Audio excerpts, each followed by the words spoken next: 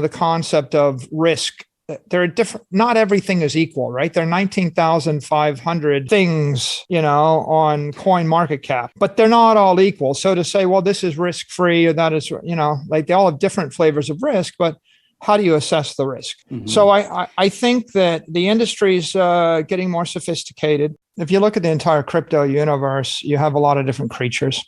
You have crypto commodities, you have crypto securities, you have crypto exchanges, you have cryptocurrencies. And then you have a set of applications and protocols that interlace with all of these instruments. And what you have is a bunch of people in the ecosystem that don't necessarily understand or have the information to make the best decisions. And you have a lot of people outside of the ecosystem that are afraid to enter the ecosystem because they don't have the clarity they need. So for example, what's a currency? Well, a stable coin is a currency. In theory, if I can move $1 million from me to you without incurring a tax bill, that looks like a currency, a stable euro, a stable yen, a stable dollar. There's a huge amount of demand for it. It's probably $1 trillion to $5 trillion of demand for it. Everybody wants it. However, you have 3 different types of stable coins off the top of your head. You could have stable coins that are backed one for one with dollars, and they look fairly secure. You could have if you saw $10 billion of that stable coin with $10 billion of currency equivalents backing it, or cash equivalents backing it, then that's something that you probably could trust and put a lot of weight on. There's another set of stable coins that are backed by something. Let's say maybe they're backed by equities or they're backed by debt, and maybe I build a stable coin with $10 billion of junk bonds backing it. Not quite as, and the $10 billion of junk bond, maybe I have $10 billion of real estate backing a stable coin. They're not liquid. They're not marked to market. It's still something tangible, less tangible. And then the third stable coin would be, I just issued $10 billion of stable coins with nothing backing. They're all quote unquote stable coins. But one of them, like UST, collapsed to zero because it literally didn't have anything backing it. Or maybe the backing was 5%. It might have been back 5 or 10%. I don't think they had $18 billion worth of cash equivalents. So they probably didn't have $18 billion of real estate or junk bonds backing when they got to 18 billion. They had $18 billion worth of Luna, right? And so what you have there was something highly risky, but not perceived as risky because there's not really clear disclosures. And if you'd asked 1,000 people, what's the difference between UST and Tether and Circle? They couldn't tell you. Right? But that would be the three examples, right? Sort of Tether's in the middle, Circle's on one extreme, UST's on the other side. So this crash is going to cause a lot of clarity to form there. First, the community is getting educated, right? I bet you everybody in the crypto community today knows the difference between a dollar in the bank and UST. And I bet you they have an intelligent conversation about the difference between Circle and UST and the business model of the two. And we saw last week, Tether had to redeem billions and billions of dollars of Tether, and they could, right? So they could. But if you'd actually tried to redeem $7 billion of UST in a couple of days, well, people tried to do that and they couldn't. So I think the industry got educated, but also I think that there's a lot of people that would like to issue stable coins, like Caitlin Long's bank would like to issue stable coins. And if you look at the banks like Silvergate and Signature, they're FDIC insured banks, but they can't issue stable coins. So, and if you look at JP Morgan and Goldman Sachs and Citigroup, they can't issue stablecoin. Now, if you roll the clock back 6 months, the president's working group put out a memo on stablecoins. And when they put out the memo, they said, we'd like for FDIC institutions to issue stablecoin. Now, putting aside whether you agree with that or not, there's been a regulatory deadlock on Capitol Hill because in the 6 months after they put out that memo saying they think that banks should issue stablecoins, no bank issued a stablecoin. And that's because the president's working group memo said, well, Congress should pass law making this clear. And until then, we'll think of it this way.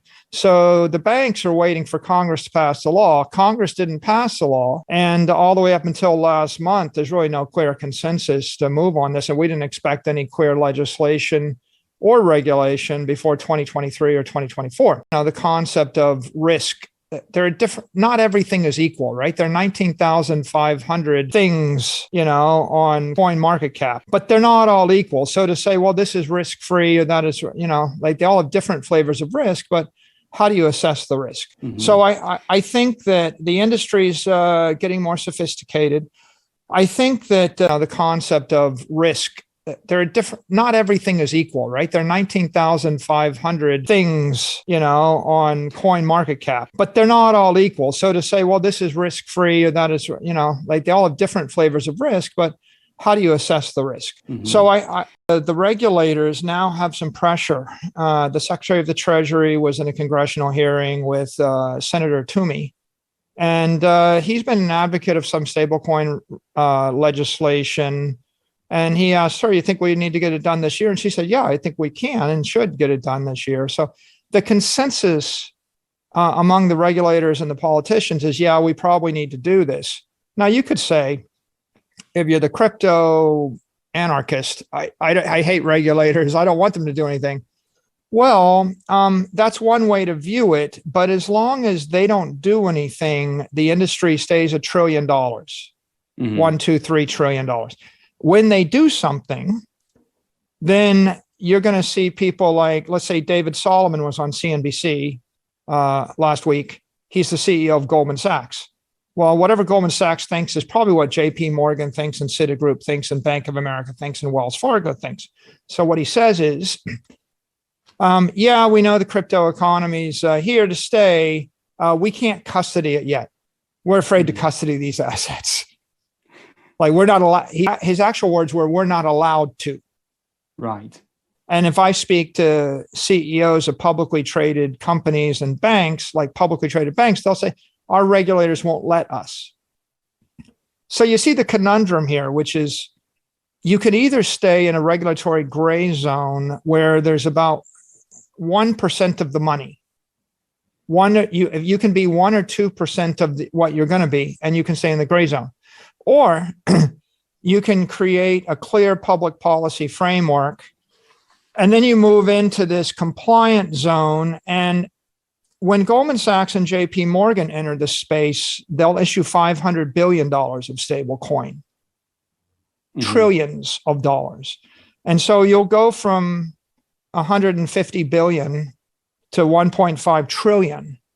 And when they start issuing in that size, you'll see Amazon and Google and Microsoft using stable coin for international remittance and corporate remittance.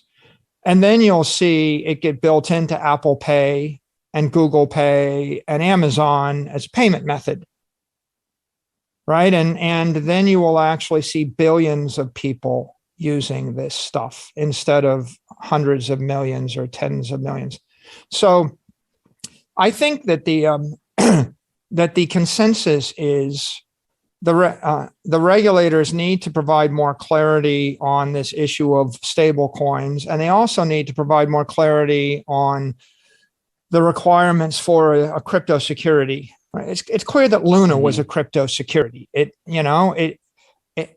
The reason it's a security is there's an issuer and there's someone that can make decisions.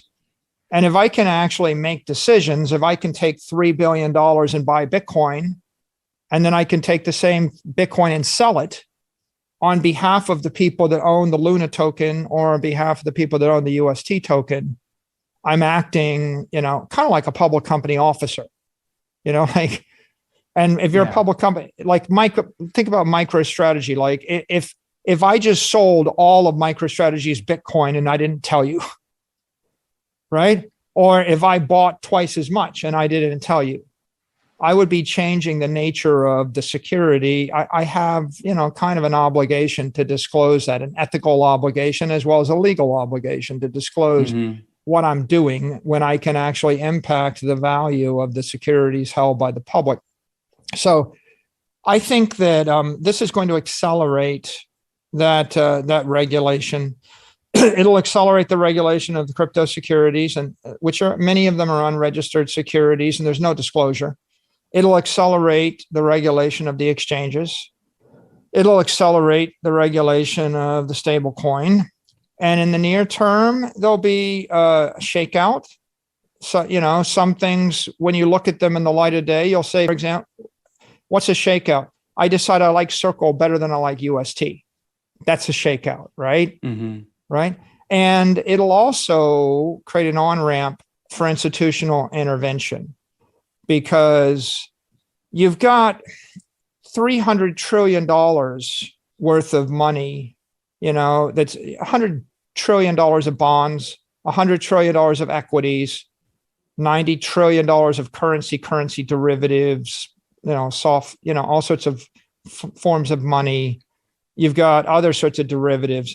They're all sitting out in the mainstream economy. And if you might have seen my tweet of Ken Griffin.